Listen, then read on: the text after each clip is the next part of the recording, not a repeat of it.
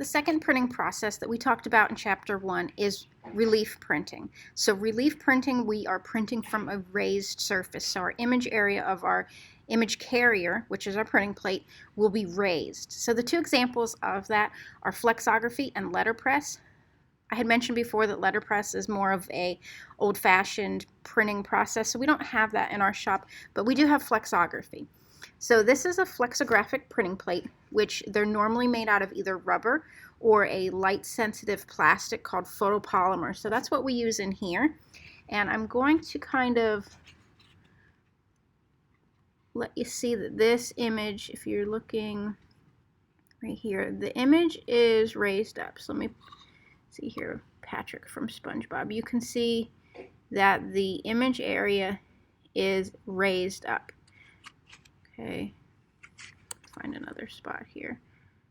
Okay. All right, so our image area is above the surface, so that's where we get the relief from. So in Flexo, we, in our class, print on label stock. So this is an example of some student work that was printed onto labels. Okay, so it's similar to a rubber stamp.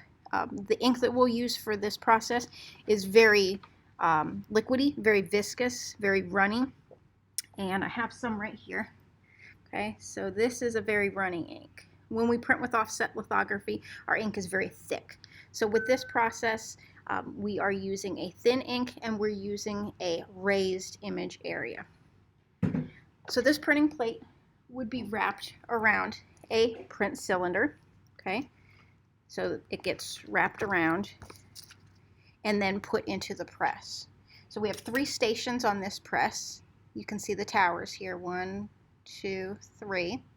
Okay, each one can print a separate color.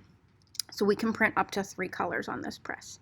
Usually we only print 2 at a time, but we can print 3.